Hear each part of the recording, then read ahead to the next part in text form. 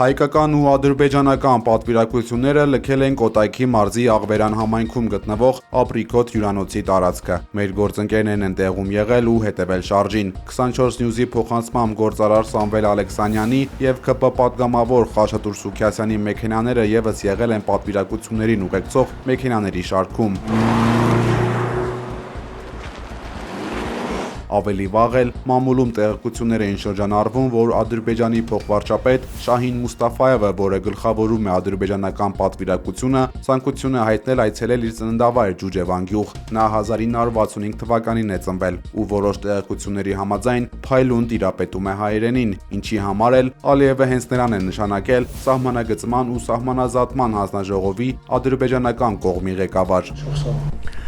Size uğurlar arzulayıram ve sizden yaxşı nəticələr.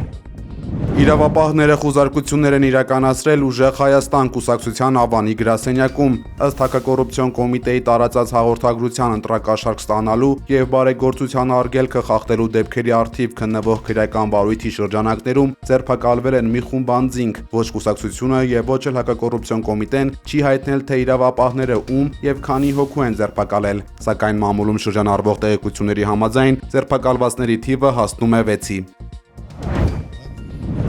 Ուժեղ Հայաստան կուսակցության անվտանգության թիմի ղեկավար լեգենդար հետախույզ գնդապետ Արթուր Ավանեսյանը, որը ավելի վաղ կալանավորվել էր 2 ամսով, հացադուլ է սկսել, հայտնել է կուսակցության անդամ Արեգա Հովսեփյանը։ Հետախույզը մեղադրվում է ընտրակաշարք տալու համար։ Վերջերս ԿՊ կուսակցությունը հրապարակեց իր նախընտրական ծրագիրը եւ հատուկ հոդվածով անդրադարձ կար հայ առաքելական եկեղեցու այսպես կոչված, ես շագիրդներում եմ ասում, բարենորոգման օրակարգին, որտեղ ամրագրված էր 2 կարևոր հանձնառություն ըստ ԿՊ հայացքի, մեկը վեհափառ հայրապետի նորին սուրբոցություն Գարեգին II-ի հրաժարական պարտադրելու հանձնառությունն էր եւ երկրորդ կարևոր հաստատում է այդտեղ փոխել եկեղեցու կառավարման կարգը։ Սրանք երկուսն էլ հակասահմանադրական, հակաօրինական հաստատումներ են։ Բնականաբար ես ձեզ չեմ հիշեցնի ուրեմն Հայաստանի Հանրապետության սահմանադրությամբ ամրագրված եկեղեցու եւ պետության տարանջատման մասին 2 հոդվածները, բայց հարցս ուղղում եմ ձեզ, արդյոք դուք այստեղ չեք տեսնում հակաօրինական եւ հակասահմանադրական վարք կամ հայտարարություններ եւ որն է ձեր արձագանքը։ Ազգային ժողովում գլխավոր դատախազին նման հարց է տվել պատգամավոր Լիլիթ Գալստյանը, որին ի պատասխան Աննա Վարդապետյանը ասել է, որ կառույցը ձեռնպահ է մնում քաղաքական գնահատականներից։ Ըստ Վարդապետյանի, դատախազության լիազորությունները սահմանափակված են սահմանադրությամբ եւ իրենք իրավասու չեն մեկնաբանել կուսակցական ծրագրերը քրեական վարույթներից դուրս։ Դատախազությունը քրեական վարույթից դուրս գնահատականներ չի տալիս։ Մենք բազմաթիվ հարցումներ ենք ստանում, այդ թվում կուսակցական պատկանելություն ունեցող անձանցից, որոնք դատախազությունից ուզում են գնահատականներ կոնկրետ երևույթների նկատմամբ։ Դա քաղաքական հայտարարությունները մենք քաղաքականությամբ չենք զբաղվում։ Սիրելի ժողովուրդ,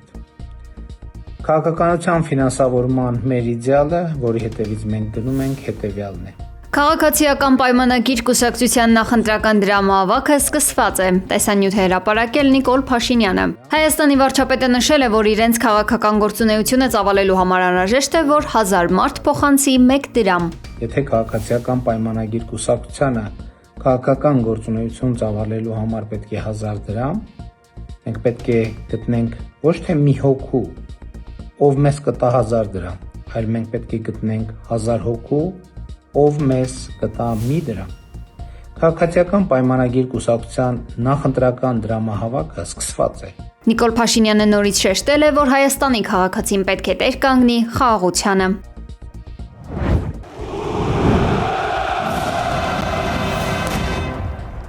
Մոսկվայի Կարմիր հրապարակում մայիսի 9-ին կայանալիք հաղթանակի շքերթն այս տարի կանցկացվի աննախադեպ սահմանափակ ձևաչափով։ Ռուսաստանի պաշտպանության նախարարությունը պաշտոնապես հաստատել է, որ ներկայիս օպերատիվ իրավիճակի պատճառով շքերթից հանվել է ռազմական տեխնիկայի շարասյունը եւ ռազմական ուսումնական հաստատությունների աշակերտների մասնակցությունը։ Սա վերջին 19 տարվա մեջ առաջին դեպքն է, երբ շքերթն անցնելու է առանց ցամաքային ռազմական տեխնիկայի, թեև ավիացիոն մասը ինքնաթիռների մասնակցությամբ պահպանվել խախտվելու է։ Այս ֆոնին ուշագրավ է Սլովակիայի վարչապետ Ռոբերտ Ֆիցոյի մասնակցությունը միջոցառմանը։ Նրա ներկայությունը համարվում է բացառիկ եւ սկանդալային, քանի որ Ուկրաինայում ընթացող պատերազմից ի վեր արևմուտքի առաջնորդները բոյկոտում են Մոսկվայի շքերթները Ռուսաստանի հետ դիվանագիտական հարաբերությունների սառեցման եւ պատժամիջոցների պատճառով։ Լինելով ՆԱՏՕ-ի անդամ երկրի ղեկավար Ֆիցոյի այցը Մոսկվա ընկալվում է որպես մարտահրավեր արևմտյան միասնականությանը։ Ի տարբերություն իր եվրոպացի գործընկերների, Ֆիցոն բազմիցս հայտարարել է, որ չի կարելի մոռանալ Խորհրդային Միության դերը նացիզմի ջախջախման գործում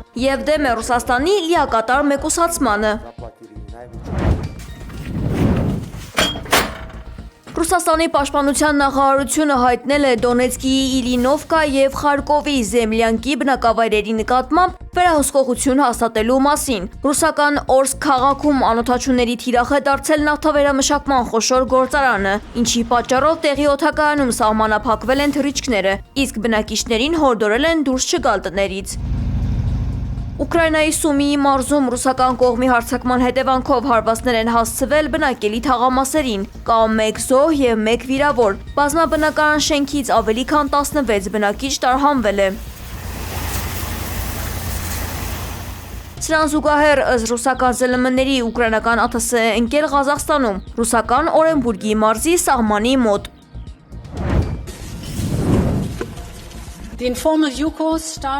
Եվրահանձաժողովի նախագահ Ուրսուլա ֆոն դեր Լեյենը Կրեմլին մեղադրել է թվային երկաթյա վարագույր ստեղծելու համար։ Նրա խոսքով ռուսները զգում են, որ նորից ապրում են երկաթյա վարագույրի հետևում, սակայն պատմությունը սովորեցրել է մեկ բան՝ բոլոր պատերը վաղ թե ուշ փլվում են։ Ֆոն դեր Լեյենի քննադատությունը հնչել է Եվրամիության ներսում լուրջ հակասությունների ֆոնին։ Քննադատները Բրյուսելին են մեղադրել թվային ծառայությունների մասին ակտի միջոցով ազատ խոսքը գրաքննելու եւ պահպանողական հայացքները ճնշելու համար։ Լարվածությունն էլ ավելի է սրվել ապրիլին Հունգարիայում կայացած ընտրություններից հետո։ Բուդապեշտն ու Վաշինգտոնը պնդել են, որ միությունը միջամտել է գործընթացին, ինչի արդյունքում վարչապետ Վիկտոր Օրբանը պարտվել է։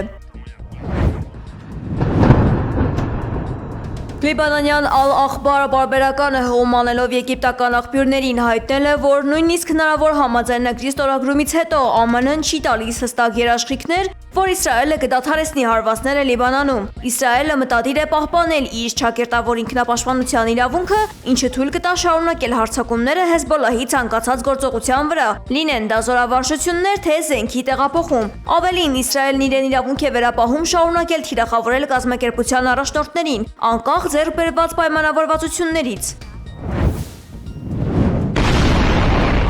Իսրայելի ռազմաօդային ուժերը հայտնել է Գազայի հյուսիսում նոր ավիահարվածի մասին, որի արդյունքում սպանվել է Համասի ռազմական հետախուզության գործողությունների վարչության ղեկավարը։ Չնայած դեռ անցած տարի հաստատված հրադադարին իսրայելական ուժերը պարբերաբար հարվածներ են հասցնում Գազային։ Սահմանափակվել են դպրոցական գույքի մուտքն ու կրթական հաստատությունների վերանորոգումը, ինչի հետևանքով որոշ աշակերտներ ստիպված են սովորել անբարենպաստ պայմաններում, նստելով ավազի կամ ցեմենտային բլոկների վրա։